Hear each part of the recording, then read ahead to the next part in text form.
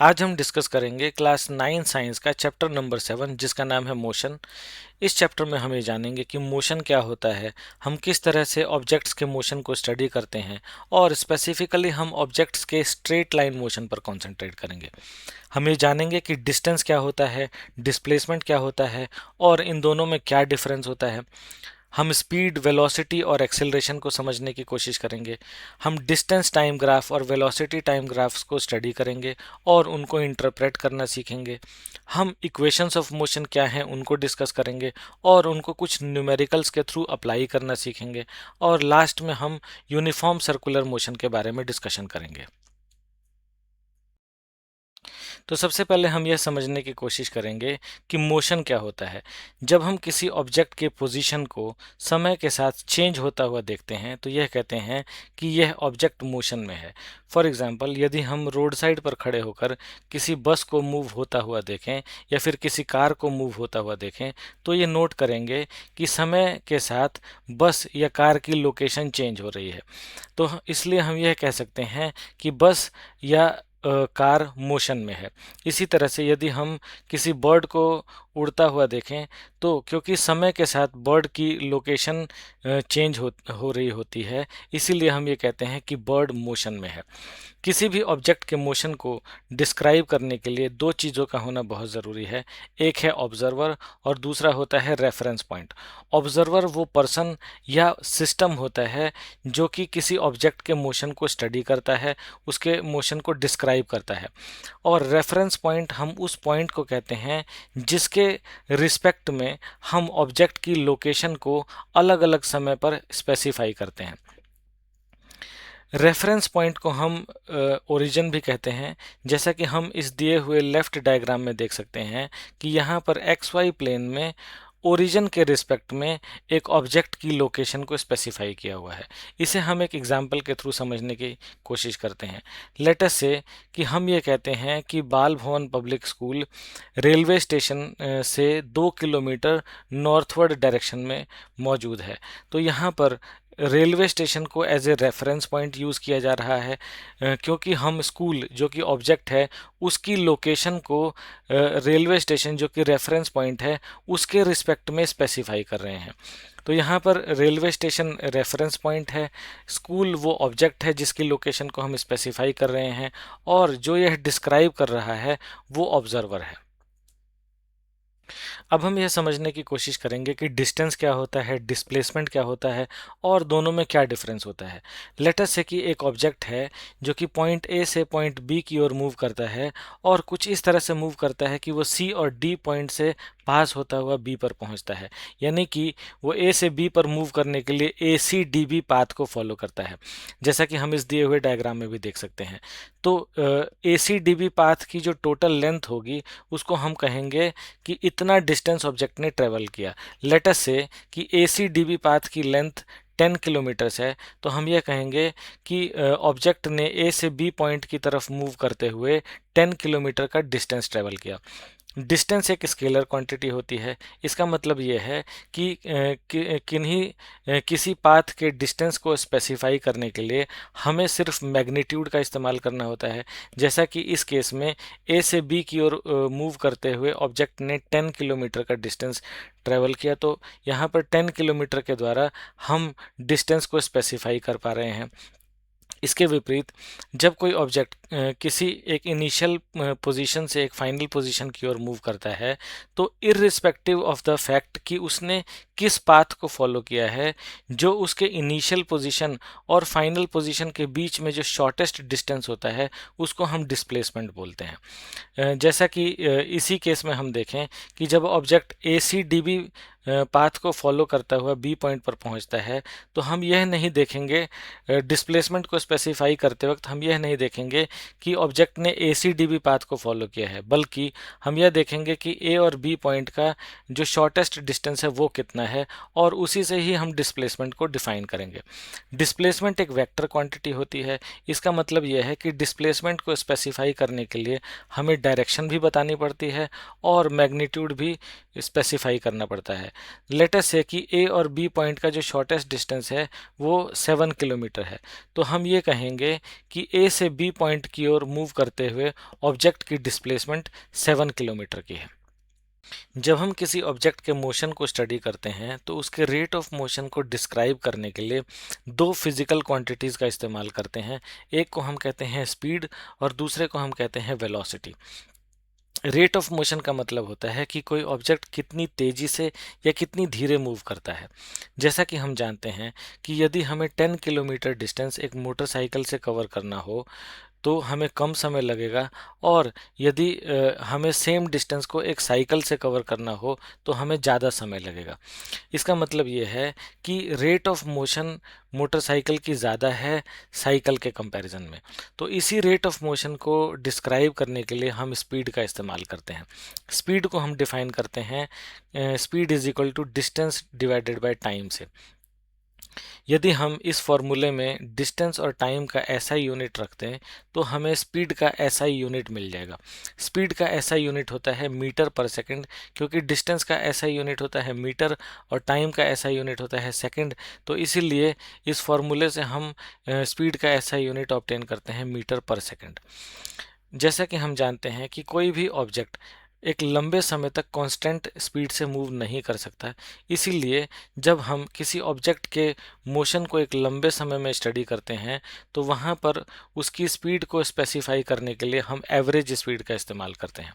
Average speed का formula होता है total distance covered divided by total time taken. लेटर से कि कोई व्हीकल 2 घंटे में 100 किलोमीटर का डिस्टेंस कवर करता है तो उसकी एवरेज स्पीड को हम कैलकुलेट कर सकते हैं total distance covered divided by total time taken, यानी कि 100 किलोमीटर डिवाइडेड बाय 2 आवर्स, जो कि आएगा 50 किलोमीटर पर आवर।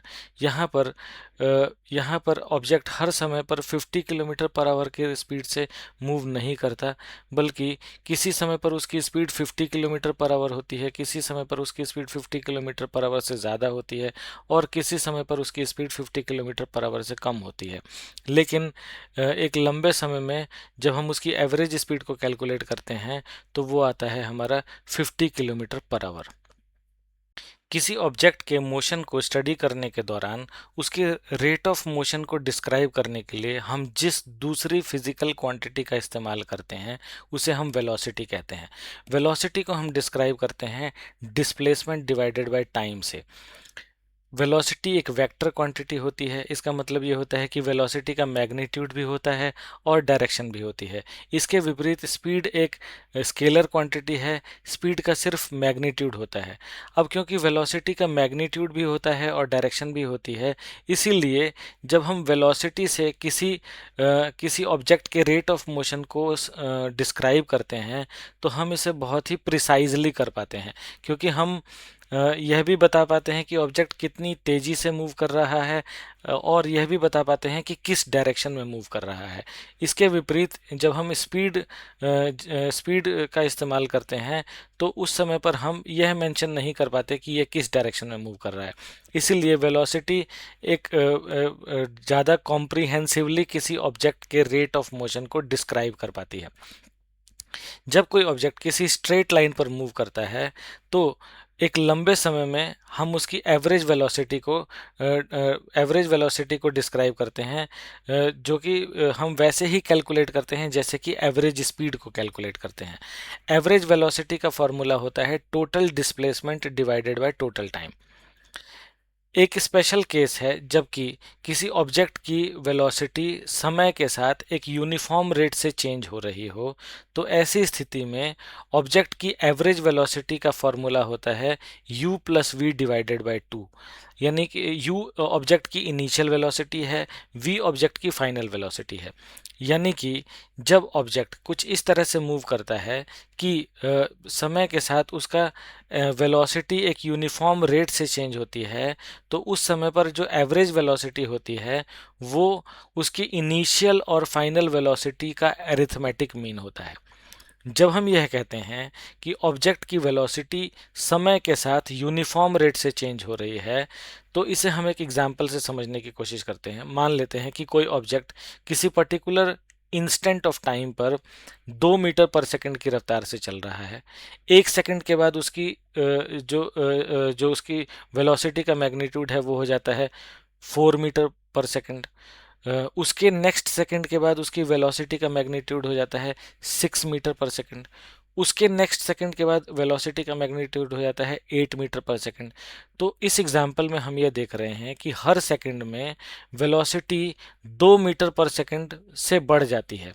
जैसे कि जब 2 मीटर थी तो उसके अगले सेकंड में 4 मीटर पर सेकंड हो गई। जब 4 मीटर पर सेकंड थी तो उसके अगले सेकंड में 6 मीटर पर सेकंड हो गई। जब 6 मीटर पर सेकंड थी तो उसके अगले सेकंड में 8 मीटर पर सेकंड हो गई। तो इस तरह से हर सेकंड में 2 मीटर पर सेकंड वेलोसिटी में बढ़ोतरी हो रही है, वेलोसिटी के मैग्नीट्यूड में बढ़ोतरी हो रही है। तो हम यहाँ पर इसी बात को ऐसे कहते हैं कि वेलोसिटी यूनिफॉर्म रेट से चेंज हो रही है। इसी स्पेशल केस में जो एवरेज वेलोसिटी होती है उसका फॉर्मूला होता है u plus V upon two, जहाँ पर u इनिशियल वेलोसिटी है और v ऑब्जेक्ट की फाइनल वेलोसिटी है। जब कोई ऑब्जेक्ट मोशन में होता है तो यह कोई ज़रूरी नहीं है कि हर समय पर उसकी वेलोसिटी कांस्टेंट रहे। यह भी हो सकता है कि अलग अलग समय पर उसकी वेलोसिटी अलग अलग हो। वेलोसिटी में आने वाले इसी रेट ऑफ चेंज को मेजर करने के लिए हम एक दूसरी फिजिकल क्वांटिटी को डिफाइन करते हैं जिसे हम एक्सीलरेशन कहते हैं। एक्सीलरेशन को हम डिफाइन करते हैं change in velocity divided by time से। यदि हम एक्सीलरेशन के फॉर्मूले में वेलोसिटी का एसआई यूनिट और टाइम का एसआई यूनिट रख दें तो हमें एक्सीलरेशन का एसआई यूनिट मिल जाएगा। स्पीड की ही तरह वेलोसिटी की एसआई यूनिट होती है मीटर पर सेकंड और टाइम की एसआई यूनिट होती है सेकंड। तो इस तरह से एक्सीलरेशन की एसआई यूनिट बनेगी मीटर पर सेकंड, यानी कि metre per second square. Acceleration एक वेक्टर क्वांटिटी होती है। इसका मतलब यह है कि एक्सीलरेशन की मैग्नीट्यूड भी होती है और उसकी डायरेक्शन भी होती है। जब एक्सीलरेशन की डायरेक्शन ऑब्जेक्ट के वेलोसिटी के ही डायरेक्शन के अलोंग होती है, यानी कि वेलोसिटी की ही तरफ होती है, तो ऐसी एक्सीलरेशन को हम पॉजिटिव एक्सीलरेशन कहते हैं। और जब एक्सीलरेशन पॉजिटिव होती है तो ऑब्जेक्ट की वेलोसिटी का मैग्नीट्यूड समय के साथ बढ़ता रहता है। इसके विपरीत जब एक्सीलरेशन की डायरेक्शन ऑब्जेक्ट की वेलोसिटी के डायरेक्शन के ऑपोजिट होती है तो हम ये कहते हैं कि एक्सीलरेशन नेगेटिव है। और जब एक्सीलरेशन नेगेटिव होती है तो समय के साथ ऑब्जेक्ट की वेलोसिटी का मैग्नीट्यूड डिक्रीज होता रहता है। इसी तरह से एक्सीलरेशन यूनिफॉर्म भी हो सकती है और नॉन यूनिफॉर्म भी हो सकती है।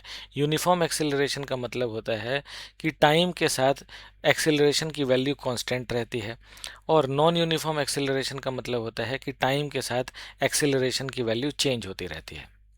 अब हम यह समझने की कोशिश करेंगे कि यूनिफॉर्म मोशन क्या होता है, नॉन यूनिफॉर्म मोशन क्या होता है और इन दोनों में क्या डिफरेंस होता है। यूनिफॉर्म मोशन का मतलब होता है कि ऑब्जेक्ट कुछ इस तरह से मूव कर रहा है कि उसकी वेलोसिटी हर समय पर कांस्टेंट है। वेलोसिटी कांस्टेंट होने का मतलब ये होता है कि ना तो वेलोसिटी की डायरेक्शन में कोई चेंज हो रहा है और न ही वेलोसिटी के मैग्नीट्यूड में कोई चेंज हो रहा है। दूसरे शब्दों में हम ये कह सकते हैं कि ऑब्जेक्ट एक स्ट्रेट लाइन पर मूव कर रहा है और उसकी वेलोसिटी का मैग्नीट्यूड भी कांस्टेंट है। इसीलिए एक स्ट्रेट लाइन पर मूव करते हुए ऑब्जेक्ट इक्वल डिस्टेंसेस को इक्वल इंटरवल्स ऑफ टाइम में कवर करता है और इस तरह के मोशन को हम यूनिफॉर्म मोशन कहते हैं। इसके विपरीत जब एक object non uniform motion perform करता है तो उसकी वेलोसिटी हर समय पर चेंज होती रहती है। वेलोसिटी के चेंज होने का मतलब है कि या तो ऑब्जेक्ट का डायरेक्शन ऑफ मोशन चेंज हो रहा है या फिर उसकी वेलोसिटी का मैग्नीट्यूड चेंज हो रहा है। यदि ऑब्जेक्ट स्ट्रेट लाइन पर मूव कर रहा है, इसका मतलब यह है कि उसकी डायरेक्शन ऑफ मोशन चेंज नहीं हो रही है, तो इसका मतलब नॉन यूनिफॉर्म मोशन में उसका वेलोसिटी का मैग्नीट्यूड ज़रूर चेंज हो रहा होगा। तो ऐसी स्थिति में ऑब्जेक्ट अनइक्वल डिस्टेंसेस कवर करता है इक्वल इंटरवल्स ऑफ टाइम में। ग्राफ्स के द्वारा हम बहुत सारे इवेंट्स के बेसिक इन्फॉर्मेशन को कन्वीनियंटली रिप्रेजेंट कर सकते हैं। इसी तरह से जब हमें किसी ऑब्जेक्ट के मोशन को ग्राफिकली रिप्रेजेंट करना होता है तो हम डिस्टेंस टाइम ग्राफ या फिर वेलोसिटी टाइम ग्राफ का इस्तेमाल करते हैं। दोनों ही डिस्टेंस टाइम ग्राफ और velocity time graph line graphs होते हैं। यदि हम डिस्टेंस टाइम ग्राफ की बात करें तो इसमें एक्स एक्सिस पर टाइम को प्लॉट किया जाता है और वाई एक्सिस पर डिस्टेंस को प्लॉट किया जाता है। यानी कि डिस्टेंस टाइम ग्राफ यह शो करता है कि डिस्टेंस किस तरह से टाइम के ऊपर डिपेंडेंट है। यदि कोई ऑब्जेक्ट रेस्ट की स्टेट में होगा तो उसका डिस्टेंस टाइम ग्राफ एक स्ट्रेट लाइन होगा जो कि टाइम एक्सिस के पैरेलल होगा, जैसा कि हम इस ऊपर दिए हुए डायग्राम में देख सकते हैं। यहाँ पर टाइम t इक्वल टू 0 पर ऑब्जेक्ट का डिस्टेंस 20 मीटर है, time t equal to 1 second पर ऑब्जेक्ट का डिस्टेंस 20 मीटर है, time t equal to 2 seconds पर ऑब्जेक्ट का डिस्टेंस 20 मीटर है। यानी कि टाइम के चेंज होने से ऑब्जेक्ट के डिस्टेंस में कोई चेंज नहीं आ रहा। यह तभी हो सकता है जब कोई ऑब्जेक्ट रेस्ट की स्टेट में हो। यदि कोई ऑब्जेक्ट यूनिफॉर्म स्पीड से मूव करे तो उसका डिस्टेंस टाइम ग्राफ एक स्ट्रेट लाइन होगा जो कि टाइम एक्सिस के साथ इंक्लाइंड होगा किसी एंगल पर, जैसा कि हम इस दिए हुए लेफ्ट मोस्ट डायग्राम में देख सकते हैं। जब कोई ऑब्जेक्ट यूनिफॉर्म स्पीड से मूव करता है तो उसका डिस्टेंस टाइम ग्राफ यह शो करता है कि ऑब्जेक्ट इक्वल टाइम इंटरवल्स में इक्वल डिस्टेंसेस को कवर कर रहा है। इसके विपरीत यदि कोई ऑब्जेक्ट नॉन यूनिफॉर्म स्पीड से मूव करता है तो उसका डिस्टेंस टाइम ग्राफ एक कर्व होता है। डिस्टेंस टाइम ग्राफ की तरह ही वेलोसिटी टाइम ग्राफ में भी टाइम को एक्स एक्सिस पर प्लॉट किया जाता है और वेलोसिटी को वाई एक्सिस पर प्लॉट किया जाता है। इसका मतलब यह है कि वेलोसिटी टाइम ग्राफ ये रिप्रेजेंट करता है कि वेलोसिटी किस तरह से टाइम पर डिपेंडेंट है, यानी कि टाइम के साथ वेलोसिटी किस तरह से चेंज हो रही है। यदि कोई ऑब्जेक्ट कांस्टेंट वेलोसिटी से मूव करेगा तो उसका वेलोसिटी टाइम ग्राफ एक स्ट्रेट लाइन होगा जो कि टाइम एक्सिस के पैरेलल होगा, जैसा कि हम इस दिए हुए लेफ्ट मोस्ट डायग्राम में देख सकते हैं। यहाँ पर टाइम t इक्वल टू 0 पर ऑब्जेक्ट की वेलोसिटी 4 मीटर पर सेकंड है, time t equal to 1 second पर ऑब्जेक्ट की वेलोसिटी 4 मीटर पर सेकंड है, time t equal to 2 second पर ऑब्जेक्ट की वेलोसिटी 4 मीटर पर सेकंड है। यानी कि टाइम के वेरिएशन के साथ वेलोसिटी में कोई वेरिएशन नहीं आ रही, वेलोसिटी कांस्टेंट है। तो इसीलिए इस केस में वेलोसिटी टाइम ग्राफ एक straight line parallel to time axis होगा। यदि हम किसी भी टाइम इंटरवल को कंसीडर करें, जैसा कि इस दिए हुए डायग्राम में दिखाया गया है कि हम 2 to 4 सेकंड्स के बीच के टाइम इंटरवल को कंसीडर कर रहे हैं, तो इस टाइम इंटरवल के बीच वेलोसिटी वेलोसिटी टाइम ग्राफ और टाइम एक्सिस के बीच में जो एरिया कवर्ड होता है वो ऑब्जेक्ट के द्वारा इस टाइम इंटरवल के दौरान कवर किए गए डिस्प्लेसमेंट को रिप्रेजेंट करता है। मतलब कि यदि हम यदि हम 2 सेकंड के इंस्टेंट पर एक परपेंडिकुलर ड्रॉ करें और 4 सेकंड के इंस्टेंट पर एक परपेंडिकुलर ड्रॉ करें तो ये हमारे वेलोसिटी टाइम ग्राफ को किसी पॉइंट पर कट करेगा और इस तरह से एक रेक्टेंगुलर शेप्ड स्ट्रक्चर का निर्माण होगा, जैसा कि हम इस दिए हुए डायग्राम में भी देख सकते हैं। अब यहाँ पर रेक्टेंगल का जो लेंथ है वो 4 मीटर पर सेकंड है और जो इसकी जो ब्रेड्थ है वो 2 सेकेंड्स की है। तो यदि हम इसकी लेंथ इनटू ब्रेड्थ कर दें तो उससे हमारा इस रेक्टेंगल का एरिया आ जाएगा। और हम जानते हैं कि जब वेलोसिटी कांस्टेंट होती है तो वेलोसिटी इनटू टाइम डिस्प्लेसमेंट को रिप्रेजेंट करता है। तो यहाँ पे 4 metre per second into 2 second यदि हम करें तो उससे हमारी डिस्प्लेसमेंट आएगी और वो इस रेक्टेंगल के एरिया को भी रिप्रेजेंट कर रही है। इसीलिए वेलोसिटी टाइम ग्राफ और टाइम एक्सिस के बीच में जो एरिया होता है वो ऑब्जेक्ट के द्वारा उस टाइम इंटरवल के बीच में कवर किए गए डिस्प्लेसमेंट को रिप्रेजेंट करता है। जब कोई ऑब्जेक्ट यूनिफॉर्म एक्सेलरेशन के साथ मूव करता है तो उसका वेलोसिटी टाइम ग्राफ एक स्ट्रेट लाइन होता है, लेकिन ये स्ट्रेट लाइन टाइम एक्सिस के पैरेलल नहीं होता बल्कि उसके साथ कुछ उसके ऊपर इंक्लाइंड होता है और उससे कुछ एंगल पर इंक्लाइंड होता है। यदि हम यूनिफॉर्म एक्सेलरेशन के केस में भी एक पर्टिकुलर टाइम इंटरवल को कंसीडर करें तो इस टाइम इंटरवल के दौरान वेलोसिटी टाइम ग्राफ और टाइम एक्सिस के बीच में जो एरिया कवर्ड होगा वो ऑब्जेक्ट के डिस्प्लेसमेंट को रिप्रेजेंट करेगा, ठीक वैसे ही जैसा कि हमने पहले केस में डिस्कस किया। जैसा कि हम इस दिए हुए राइट डायग्राम में देख सकते हैं, यहाँ पर यूनिफॉर्म एक्सेलरेशन के केस में एक ऑब्जेक्ट के वेलोसिटी टाइम ग्राफ को रिप्रेजेंट किया गया है। ये एक स्ट्रेट लाइन तो है पर टाइम एक्सिस के ऊपर इंक्लाइंड है, किसी एंगल पर उसके पैरेलल नहीं है। यहाँ पर हमने 2 to 4 सेकंड के बीच का एक टाइम इंटरवल कंसीडर किया है। यदि हम 2 सेकंड के इंस्टेंट पर और 4 सेकंड के इंस्टेंट पर टाइम एक्सिस के ऊपर परपेंडिकुलर्स ड्रॉ करते हैं तो ये हमारे वेलोसिटी टाइम ग्राफ को किसी पॉइंट्स पर कट करेंगे और इस तरह से एक ट्रेपीजियम का निर्माण हो जाएगा। यदि हम इस ट्रेपीजियम का एरिया निकाल लें तो वो हमारे ऑब्जेक्ट के द्वारा 2 to 4 सेकंड के बीच के टाइम इंटरवल में कवर किए गए डिस्प्लेसमेंट को रिप्रेजेंट करेगा। तो इस केस में भी हम ये देख सकते हैं कि वेलोसिटी टाइम ग्राफ और टाइम एक्सिस के बीच में जो एरिया होता है वो एरिया ऑब्जेक्ट के द्वारा उस पर्टिकुलर टाइम इंटरवल में कवर किए गए डिस्प्लेसमेंट को रिप्रेजेंट करता है। इसके विपरीत यदि कोई ऑब्जेक्ट नॉन यूनिफॉर्म एक्सेलरेशन के साथ मूव करता है तो उसका वेलोसिटी टाइम ग्राफ एक कर्व्ड स्ट्रक्चर होता है और यह कर्व इस कर्व का शेप कैसा होगा यह इस बात पर डिपेंड करता है कि ऑब्जेक्ट की एक्सेलरेशन कैसे वेरी कर रही है। जैसा कि हम इस ऊपर दिए हुए डायग्राम में देख सकते हैं, यहाँ पर ऑब्जेक्ट का जो वेलोसिटी टाइम ग्राफ है वो एक जिगजैग लाइन के द्वारा रिप्रेजेंटेड है। जब कोई ऑब्जेक्ट एक यूनिफॉर्म एक्सेलरेशन से मूव करता है तो उसकी मोशन को हम तीन इक्वेशंस के थ्रू डिस्क्राइब कर सकते हैं। इन इक्वेशंस को हम इक्वेशंस ऑफ मोशन कहते हैं। ये इक्वेशंस हैं v is equal to U plus A T, S is equal to U T plus half A T square, V square minus U square is equal to 2as।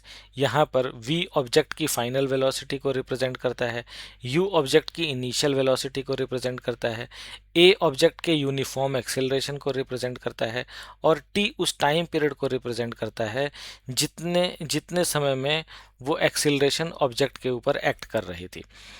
यदि acceleration object के direction of motion के along act कर रही होती है, यानी कि acceleration की डायरेक्शन उसी डायरेक्शन में है जिस डायरेक्शन में ऑब्जेक्ट मूव कर रहा है, तब हम एक्सेलरेशन की वैल्यू को पॉजिटिव लेते हैं। और जब एक्सेलरेशन की डायरेक्शन ऑब्जेक्ट के डायरेक्शन ऑफ मोशन के ऑपोजिट होती है तब हम एक्सेलरेशन की वैल्यू को नेगेटिव लेते हैं। यानी कि इन इक्वेशंस में हम a की जगह -a का इस्तेमाल करेंगे यदि एक्सेलरेशन हमारी ऑब्जेक्ट के डायरेक्शन ऑफ मोशन के ऑपोजिट एक्ट कर रही होगी तो। अब हम इक्वेशंस ऑफ मोशन को यूज़ करके कुछ न्यूमेरिकल्स को सॉल्व करेंगे। पहला क्वेश्चन कहता है कि a car starts from rest and moves with uniform acceleration of 2 metre per second square for 10 seconds. Find a the final velocity and b the distance travelled. अब जैसा कि क्वेश्चन में हमें दिया हुआ है कि a car starts from rest, इसका मतलब ये है कि इन कार की इनिशियल वेलोसिटी 0 है, यानी कि u 0 मीटर पर सेकेंड है और कार की जो यूनिफॉर्म एक्सेलरेशन है वो है 2 मीटर पर सेकेंड स्क्वायर, यानी कि a की वैल्यू दी हुई है और हमें टाइम भी दिया हुआ है जो कि 10 सेकेंड है। तो हम जानते हैं कि फर्स्ट इक्वेशन ऑफ मोशन क्या कहती है कि v is equal to U plus A T. यदि हम u a और t जिनकी वैल्यूज़ हमें दी हुई है इस इक्वेशन में पुट कर दें तो v की वैल्यू आएगी 20 मीटर पर सेकेंड। अब हम क्वेश्चन का दूसरा पार्ट सॉल्व करेंगे। हमें पता है कि सेकंड इक्वेशन ऑफ मोशन कहती है कि s is equal to U T plus half A T square. यहाँ पर हमें u की वैल्यू भी गिवन है, t की वैल्यू भी गिवन है और a की वैल्यू भी गिवन है। यदि हम इस इक्वेशन में u t और a की वैल्यूज़ को पुट कर दें तो s की वैल्यू कैलकुलेट होकर के आएगी 100 मीटर। क्वेश्चन नंबर 2 ये कहता है कि a train moving with a speed of 20 metre per second is brought to rest in 5 second by uniform deceleration. Find a the acceleration and b the distance travelled before stopping. अब जैसा कि हम जानते हैं कि यदि एक्सेलरेशन ऑब्जेक्ट के direction of motion के ऑपोजिट डायरेक्शन में एक्ट करती है तो उस स्थिति में ऑब्जेक्ट की स्पीड धीरे धीरे कम होने लगती है और ऑब्जेक्ट फाइनली रुक जाता है और ऐसी एक्सेलरेशन को हम डीसेलरेशन भी कहते हैं। तो यहाँ पर हमें बेसिकली डीसेलरेशन को कैलकुलेट करना है। हमें दिया हुआ है कि train initially 20 metre per second की वेलोसिटी से मूव कर रही थी, यानी कि u की वैल्यू 20 मीटर पर सेकेंड है। फाइनली ट्रेन रेस्ट की स्टेट में आ जाती है, यानी कि v की वैल्यू 0 मीटर पर सेकेंड है, यानी final velocity 0 metre per second है। टाइम हमें 5 सेकेंड दिया हुआ है। जैसा कि हम जानते हैं कि फर्स्ट इक्वेशन ऑफ मोशन कहता है कि v is equal to U plus A T. यदि हम यहाँ पर v की वैल्यू, u की वैल्यू और t की वैल्यू को इक्वेशन में पुट कर दें, जो कि हमें ऑलरेडी दी हुई हैं, तो इससे हमें एक्सेलरेशन की वैल्यू मिल जाएगी। वो आती है हमारी 4 मीटर पर सेकंड स्क्वायर की, विथ नेगेटिव साइन। यहाँ पे नेगेटिव साइन ये इंडिकेट करता है कि ऑब्जेक्ट की एक्सेलरेशन ऑब्जेक्ट के डायरेक्शन ऑफ मोशन के ऑपोजिट डायरेक्शन में है। अब हम क्वेश्चन 2 का बी पार्ट सॉल्व करेंगे। इसमें हमें ये कैलकुलेट करना है कि find the distance travelled by the train before stopping, यानी कि हमें एस की वैल्यू कैलकुलेट करनी है। हम जानते हैं कि थर्ड इक्वेशन ऑफ मोशन कहता है कि V square minus U square is equal to 2as। यहाँ पर हमें v की वैल्यू 0 दी हुई है, u की वैल्यू 20 मीटर पर सेकंड दी हुई है, और a की वैल्यू हमने ऑलरेडी कैलकुलेट कर ली है, जो कि -4 मीटर पर सेकंड स्क्वायर है। तो यदि इस इक्वेशन में हम दी हुई सभी वैल्यूज़ को पुट कर दें, तो इससे हमारी s की वैल्यू निकल आएगी, और वो आती है हमारी 50 मीटर। अब हम यूनिफॉर्म सर्कुलर मोशन को ब्रीफली डिस्कस करेंगे। जब कोई ऑब्जेक्ट एक सर्कुलर पाथ पर कुछ इस तरह से मूव करता है कि हर समय पर उसकी स्पीड कांस्टेंट बनी रहती है, लेकिन उसका direction of motion circular path के हर पॉइंट पर चेंज होता रहता है। इसका मतलब ये है कि ऑब्जेक्ट की वेलोसिटी हर पॉइंट पर चेंज होती रहती है। हालांकि वेलोसिटी का मैग्नीट्यूड तो कांस्टेंट रहता है, लेकिन क्योंकि हर पॉइंट पर वेलोसिटी की डायरेक्शन चेंज होती रहती है, इसीलिए हम ये कहते हैं कि यूनिफॉर्म सर्कुलर मोशन में सर्कुलर पाथ पर मूव करते हुए हर पॉइंट पर ऑब्जेक्ट की वेलोसिटी चेंज होती रहती है। क्योंकि सर्कुलर पाथ पर मूव करते हुए हर पॉइंट पर ऑब्जेक्ट की वेलोसिटी चेंज होती रहती है, इसीलिए यूनिफॉर्म सर्कुलर मोशन एक एक्सीलरेटेड मोशन का एग्जाम्पल होता है। क्योंकि हम जानते हैं कि चेंज इन वेलोसिटी एक्सीलरेशन को रिप्रेजेंट करती है, इसीलिए हम ये कह सकते हैं कि यूनिफॉर्म सर्कुलर मोशन एक एक्सीलरेटेड मोशन का एग्जाम्पल है। यूनिफॉर्म सर्कुलर मोशन कोई ऑब्जेक्ट तभी परफॉर्म कर सकता है जबकि हर सर्कुलर पाथ के हर पॉइंट पर उसके ऊपर एक सेंट्रीपिटल फोर्स एक्ट कर रही हो, और इस सेंट्रीपिटल फोर्स का मैग्नीट्यूड हर समय पर कांस्टेंट हो।